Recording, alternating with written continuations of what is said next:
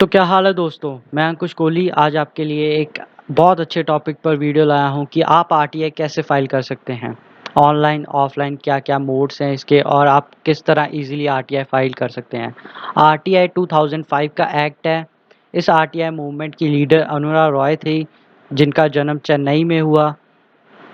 RTI एक India का successfully running act इस टाइम पे माना जाता है। आरटीआई कैसे वर्क करता है? आरटीआई में एक इंफॉर्मेशन कमीशन होती है जो स्टेट और सेंट्रल लेवल पर होती है, और ये इंफॉर्मेशन कमीशन के अंदर एक इंफॉर्मेशन कमिश्नर होते हैं।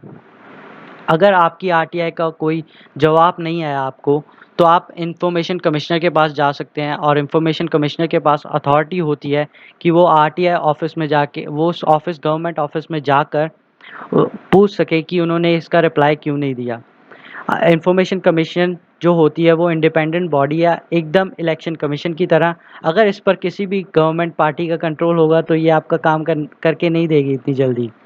आरटीआई सेक्शन 13 के अंदर बताया जाता है कि इंफॉर्मेशन कमीशन का टेन्योर, इंफॉर्मेशन कमिश्नर का टेन्योर, सैलरी क्या क्या होगी। पर अभी इसमें अमेंडमेंट आई हैं, और वो सैलरी जो भी होगी वो सेंट्रल गवर्नमेंट डिसाइड करेगी। ऐसे ही सेक्शन 16 ऑफ आरटीआई एक्ट बताते हैं salary allowances and tenure of state, और इसके अंदर भी सेंट्रल गवर्नमेंट ही अभी डिसाइड करेंगी जो अमेंडमेंट आई हैं।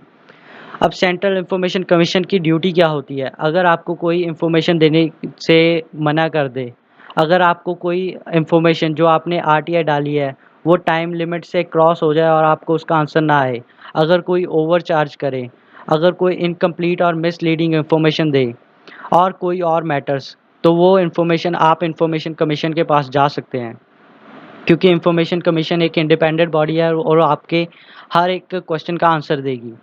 अब steps to file an RTI में अब मैं आपको बताऊंगा कि आप आरटीआई कैसे फाइल करें और क्या क्या उसमें इफेक्टिव पॉइंट्स हो जिसकी वजह से आपको जल्दी आरटीआई का रिप्लाई आ जाए। आपको तो पहले आरटीआई एक सिंपल प्लेन पेज पर बनानी है। उसे एकदम सिंपल रखना है, शॉर्ट रखना है। आपका जो भी क्वेश्चन है उसे घुमा फिरा के नहीं आपने पूछना, उनसे सीधा शॉर्ट एंड क्लियर पूछें। डिवाइड एंड रूल रखें कि पहले अगर आप आरटीआई में क्वेश्चन पूछ रहे हैं, अगर आपके पास 30 क्वेश्चंस हैं, तो अब पहले आप 5 क्वेश्चन पूछें तो वो उनका रिप्लाई आ जाए। अगर वो उसे डिले होता है तो उसका पेनल्टी जो है उनको पड़ेगी 250। अगर आप एक ही साथ में 30 क्वेश्चंस उनको दे देंगे और डिले हो जाए, तो वो पेनल्टी सिर्फ उनको 250 ही पड़ेगी। अगर आप ऐसे ही 5 क्वेश्चंस करके पूछें और आपका वो अगर डिले करते हैं, तो पेनल्टी की अमाउंट बहुत ज़्यादा हो जाती है। और डोंट बी ओवर एम्बिशियस। इसका मतलब कि आप अगर आपको इन्फॉर्मेशन चाहिए कि इस साल गन लाइसेंस कितने इशू हुए हैं, तो आप उनसे उतना ही पूछें आपको जितनी इन्फॉर्मेशन चाहिए। आप ये ना पूछें कि 1983 से गन लाइसेंस हमारी स्टेट में कितने इशू हुए हैं। अब मैं आपको बताऊंगा आरटीआई ऑफलाइन कैसे फाइल करें। वैसे तो मोस्ट ऑफ डिपार्टमेंट्स सबने ऑनलाइन आरटीआई फैसिलिटीज़ प्रोवाइड की है, पर मैं आपको 8 स्टेप्स ऐसे बताऊंगा जिससे आप आरटीआई ऑफलाइन फाइल कर सकते हैं। आप पहले चेक करें आपने किस डिपार्टमेंट और किस मिनिस्ट्री को आरटीआई फाइल करनी है। वहाँ पे एक पीओआई होता है, पब्लिक ऑफिसर, जिसको आप आरटीआई फाइल करते हैं, आप उनकी इंफॉर्मेशन निकालें, आप उनको ही भेजें। आप एक प्लेन पेपर पर आरटीआई बनाएं। प्रॉपर एड्रेसिंग होनी चाहिए, टू एंड फ्रॉम, एंड आपका मोबाइल नंबर, आपका एड्रेस, आपकी ईमेल आईडी, ये सब कुछ प्रॉपर फ्रेमिंग होनी चाहिए। उसकी फ़ीस होती है 10 रुपीज़। अगर आप ऑफलाइन पे कर रहे हैं तो चालान और मेथड्स होते हैं। पर्सनल इन्फॉर्मेशन आपकी अच्छी तरह होनी चाहिए। और आपको जहाँ पे अगर आप डिलीवर मतलब कि आप स्पीड पोस्ट कर रहे हैं, तो आप उसकी स्लिप रखें कि कब आपने स्पीड पोस्ट की। अगर वो आपकी 30 डेज़ की डेज़ लिमिट से क्रॉस हो जाती है, तो आप फिर इंफॉर्मेशन कमीशन के पास जा सकते हैं कि वो आरटीआई का रिस्पांस अभी तक नहीं आया। अब ऑनलाइन आरटीआई कैसे फ़ाइल करें? यहाँ पे आप अगर मैं आपको वैसे तो इसमें बता देता हूँ, और इसके बाद मैं आपको वेबसाइट पे लेके भी चलूँगा और वहाँ से भी बताऊँगा। पहले तो आप यहाँ पर साइन इन करें, जहाँ पे मेरा कर्सर है। यहाँ पे आप साइन इन कर लेंगे। उसके बाद आपको एक और विंडो खुलेगी, पेज खुलेगा। वहाँ पे आप सबमिट रिक्वेस्ट करनी है। सबमिट रिक्वेस्ट में आपने एक मिनिस्ट्री चेक करनी है, आपने किस मिनिस्ट्री में फाइल करनी है आरटीआई, कहाँ की इंफॉर्मेशन चाहिए, आप अपनी सभी डिटेल्स भरेंगे साइन इन में।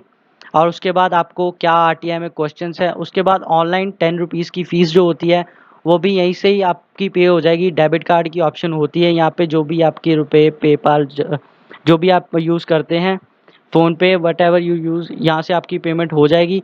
उसके बाद अगर आपकी 30 डेज़ में रिप्लाई ना आए, उसका रिस्पॉन्स ना आए, तो आप सबमिट फर्स्ट अपील कर सकते हैं, जिससे ये अपील सीधा इंफॉर्मेशन कमीशन के पास जाएगी और आपकी आरटीआई का रिस्पॉन्स क्यों नहीं आया अभी तक वो आपको बताया जाएगा। अभी मैं आपको सीधा साइट पर लेके चलता हूँ। ये देखिए, यहाँ पे आरटीआई लिखा मैंने सीधा, और आरटीआई ऑनलाइन gov.in, यहाँ पर मैंने क्लिक किया। यहाँ पर ये विंडो खुल गई। यहाँ पर साइन इन की ऑप्शन आती है। मेरा अभी आईडी नहीं बनी इसलिए मैं ऑन करके नहीं बता सकता। यहाँ पे आप साइन इन करें, फिर वहाँ पे सब साइन इन करने के बाद आपको सबमिट रिक्वेस्ट करनी है। सबमिट रिक्वेस्ट के बाद अगर आपकी 30 डेज़ में रिस्पॉन्स नहीं आता आरटीआई का, तो आप सबमिट फर्स्ट अपील कर सकते हैं, जिससे ये इंफॉर्मेशन कमिश्नर के पास जाएगी। अगर आपको मेरी ये वीडियो अच्छी लगी हो तो लाइक करें, सब्सक्राइब करें और कमेंट करें आपको और कौन से नए टॉपिक्स पर वीडियो चाहिए। Thank you.